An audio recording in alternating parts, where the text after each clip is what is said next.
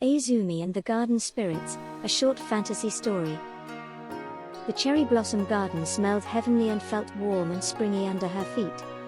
Aizumi took a deep breath and gazed up at the sky, where the clouds were floating by.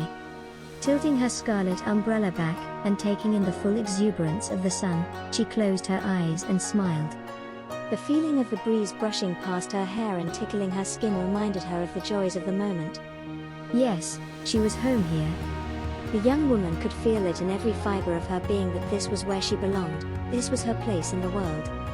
This was where she would stay until... Aizumi shook, feeling cold suddenly, as if someone had thrown a bucket of ice water over her head. Her heart pounded in her chest and she whimpered, trying to take deep breaths and calm down but failing to do so. This was not right. It did not take long for her to realize what had happened. Her spirit of confidence had been stolen, grabbed from its chain, leaving a shell of Aizumi behind. She felt tears well up in her eyes. With the spirit gone, she was out of balance with the garden. She felt empty, alone, and frightened. Where could it have gone? She pondered. What could have taken it? Aizumi sobbed and pushed herself up with her hands, standing up on shaking legs again. She staggered through the garden, willing herself to find her way out of this nightmare. Even if she could not find her spirit of confidence, she had to get back her strength somehow, back to the time where it was glorious and warm. Aizumi stepped in front of a tree that looked identical to the four others behind her. She could see leaves growing out of its branches, covering most parts of the trunk in green.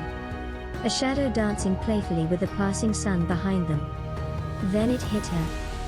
"Shadow, why have you taken my spirit?" she demanded.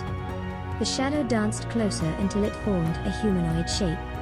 Aizumi took a step back, afraid of the being before her. "You won't have me," she shouted, squaring up with the figure. "It was not I who wished to take you," the voice echoed out from the figure. "It was I who saved you." "What do you mean?" "Your spirit of confidence left with your shadow," the figure explained, walking closer to Aizumi. She felt it reach out and touch her chest. "You wanted the light but never the darkness. This was not good for the balance, and thus, the conflict has come out of you for you to find yourself." I don't understand," she stuttered. "You have ignored the darkness, never wanting to look at who you truly are, hiding from the essence of your shadow, and you ran away from it," the voice said. Aizumi nodded. "But how do I find myself?" "You must accept your shadow for what it is," the figure explained. "For you to stand strong in your confidence, I must have the spirit with the shadow," she thought. She always avoided the darkness, and kept within the light. A blissful existence is all she knew and wanted. And all she thought she needed to know. Her shadow never cast, not like the cherry blossom trees or anything else of the garden. The trees. She realized and sensed the balance of their being, one part light, and one part darkness. Their essence had truly encapsulated the magical garden. "I know what I must do," she accepted. "We are glad," the shadow replied, dancing independently of the moving light.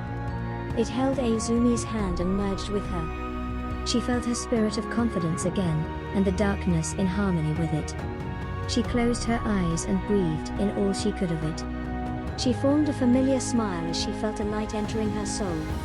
She finally was becoming one with the garden, too.